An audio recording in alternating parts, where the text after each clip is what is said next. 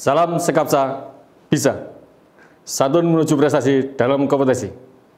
Oke, pelajar Sekapsa pada mata pelajaran CMS atau Kasis Manajemen Sistem kelas 11 semester 3. Hari ini kita akan membahas kelanjutan minggu kemarin di sistem Kasis, masuk ke komponennya, yaitu adalah rem, tromol, ataupun manual.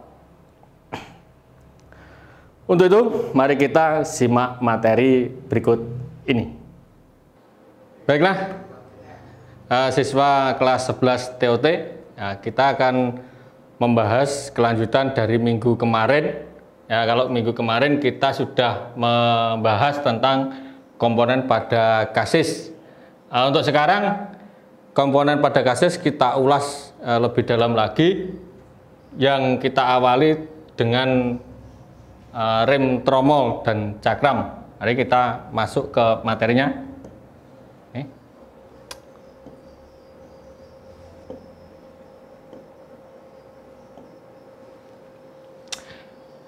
Di sistem rem mempunyai tujuan.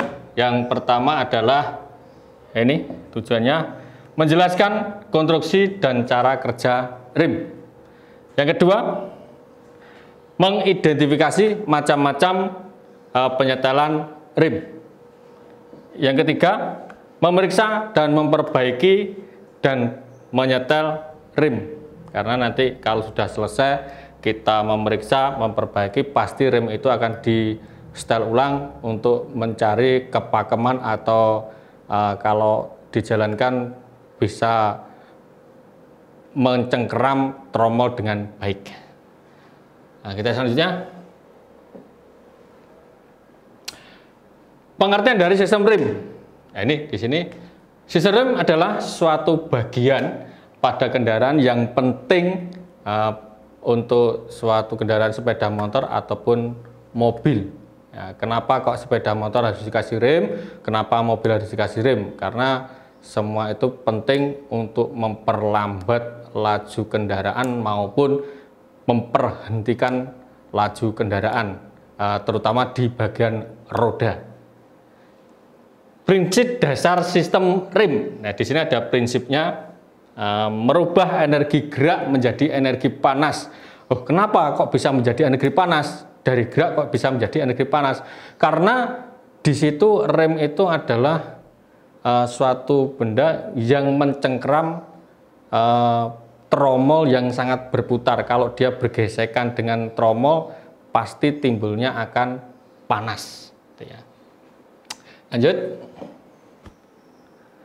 Tipe-tipe pada sistem rem. Ya. Rem digunakan untuk kendaraan bermotor, sudah ya tadi. Penggolongan menurut tempatnya. Nah, di sini yang pertama rem pada roda. Ya. Ini gambarnya seperti ini. Ini adalah roda. Ya, di sini roda, karena rodanya dilepas, kelihatan ada remnya di sini. Dua adalah rem pada propeller shaft. Gitu ya. Berikutnya, penggolongan menurut cara pelayanannya. Di sini ada cara pelayanannya. Kalau di mobil sama ya, motor sama mobil itu sama-sama ada yang diinjak ya, ada yang diinjak, ada yang menggunakan tangan. Tapi cuma ada perbedaannya. Kalau di mobil itu di bawahnya dashboard, nah, semacam ini ya. Nah, semacam ini. Ini ada di bawahnya dashboard, ya, di bawah sekali, di bawahnya pengemudi. Kalau di sepeda motor itu di sebelah kanan, ya, di kaki sebelah kanan. Untuk berikutnya adalah rem tangan. Kalau rem tangan di sepeda motor itu ada di pengemudinya, ya, itu rem tangannya. Kalau di mobil dia berada di sebelah kiri. Kalau di Indonesia ya, itu di sebelah kiri pengemudi. Ini rem tangannya. Lanjut. Penggolongan menurut konstruksinya. Ya, di sini ada dua konstruksi, mungkin nggak tahu ya, masih kalau di luar sana masih banyak konstruksi lain, tapi yang kita bahas dua ini. Yang pertama rem tromol atau drum brake ya. Nah, semacam ini gambarnya. Rem cakram atau disc brake. Nah, ini gambarnya. Ada perbedaan di antara dua rem ini, pasti banyak sekali perbedaannya karena dia menggunakan rotor ya, atau disc brake-nya. Kalau yang di tromol ini menggunakan adalah tromol. Untuk kampasnya rem itu juga sama, ada perbedaan signifikan. Di sini ada kampasnya rem. Kalau di cakram, kalau di sepeda motor pasti kelihatan ya. Ada di biasanya dipakai di roda depan. Untuk kampasnya tromol ada yang warnanya kuning beremasan ini dia kampasnya tromol.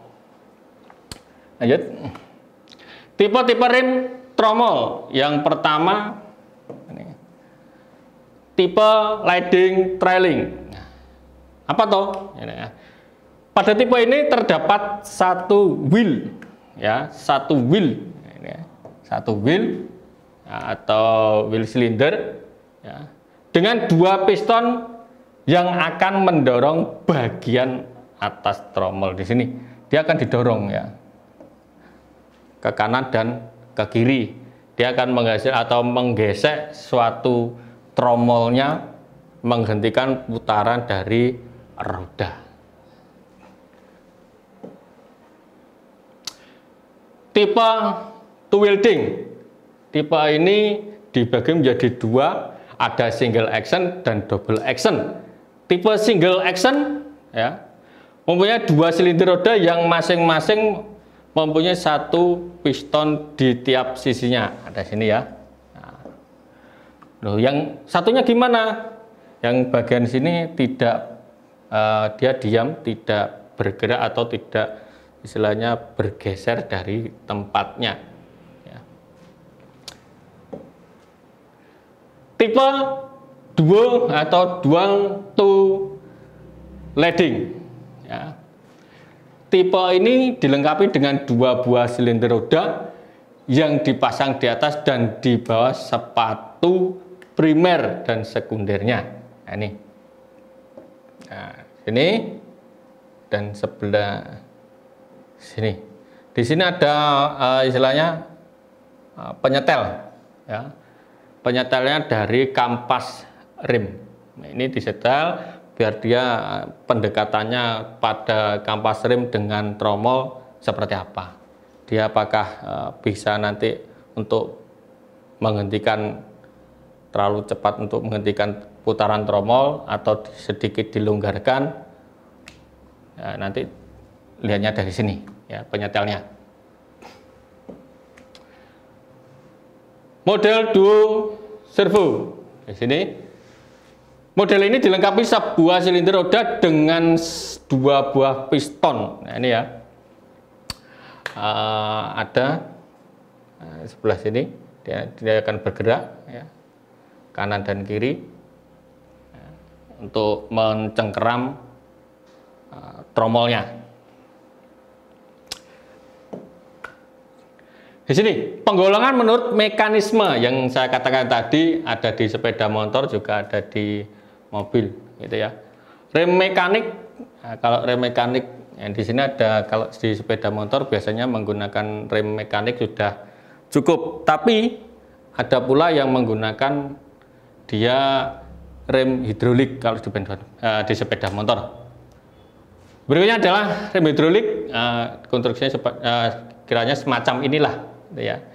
Nanti kalau kita praktek di sekolah kita akan tahu kan barangnya, siswa akan tahu bentuknya seperti apa. Ada lagi rem angin, biasanya digunakan pada kendaraan-kendaraan yang sangat besar. Kalau hanya mengandalkan rem hidrolik kelihatannya kurang mampu untuk mencengkeram dari tromol di kendaraan yang sangat besar.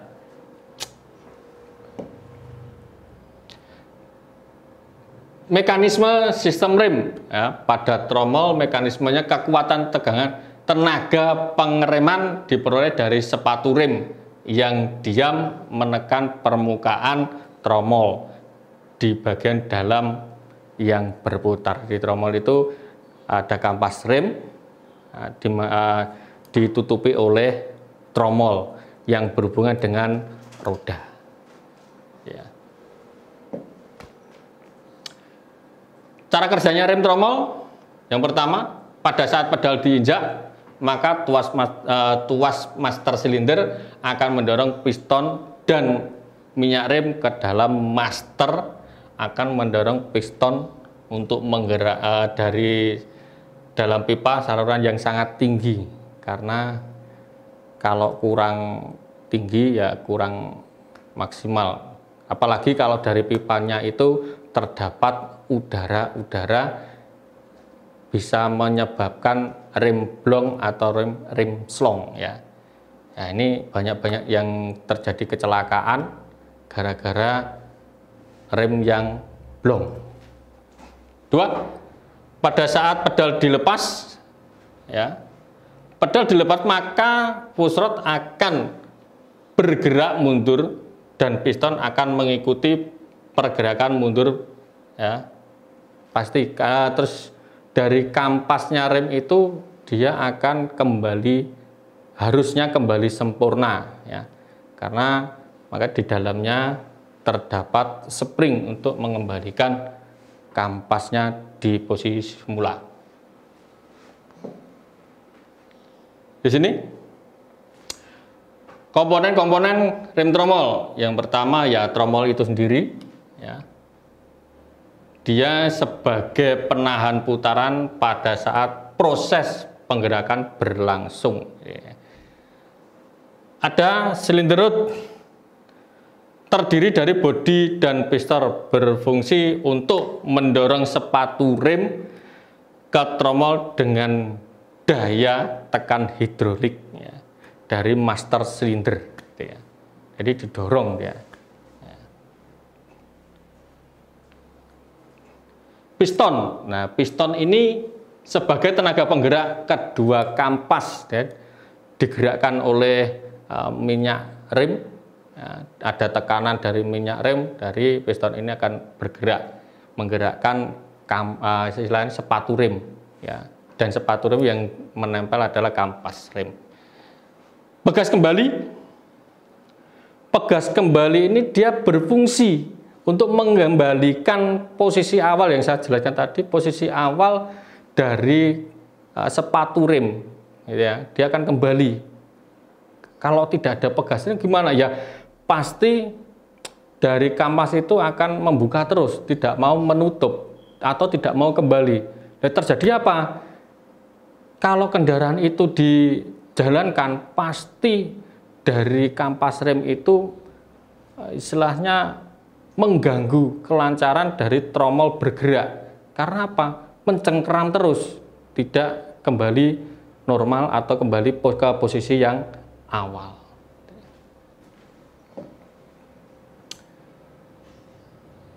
Bladder plug ya, atau plug berfungsi untuk mengeluarkan udara. Di sini pasti di sepeda motor pun ada. Barangnya kecil ya. Dia fungsinya sangat-sangat istilahnya penting ya, karena dia untuk mengeluarkan udara dari pipa yang dialiri oleh minyak rem. Backing plate, nah ini backing plate itu juga ini backing plate yang seperti ini ya. Dia sebagai tumpuan untuk menekan putaran tromol sekaligus sebagai dudukan silinder roda. Nah, di sini dia ada kedudukan silinder rodanya, ada tumpuan untuk menekan putaran tromol. Jadi dia itu istilahnya pegangan dari kampas rem, silinder roda. Biasanya ada lagi untuk springnya, ya, hand remnya, ya, seperti itu. Terima kasih telah mengikuti pembahasan dari saya tentang materi rem. Untuk tugasnya saya perlihatkan. Tugasnya yang pertama adalah jelaskan fungsi rem pada kendaraan. Yang kedua, sebutkan jenis-jenis rem ditinjau dari konstruksinya. Yang ketiga, jelaskan macam-macam atau model rem tromol pada kendaraan. Yang keempat, terangkan cara kerja dari rem cakram.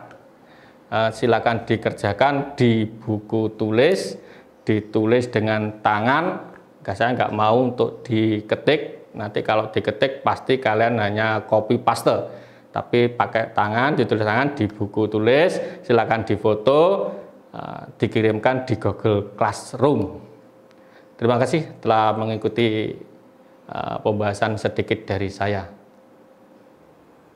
Baiklah pelajar Sekapsa, demikian materi hari ini mengenai rem tromol.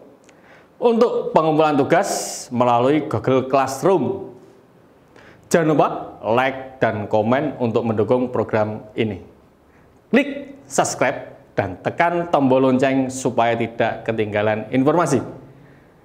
Dan share jika menurut kalian video ini bermanfaat untuk orang lain. Sampai jumpa di video kita selanjutnya. Salam Sekapsa Bisa. Sekolah berbudaya industri, berkarakter wirausaha, menjadi idola sekediri raya.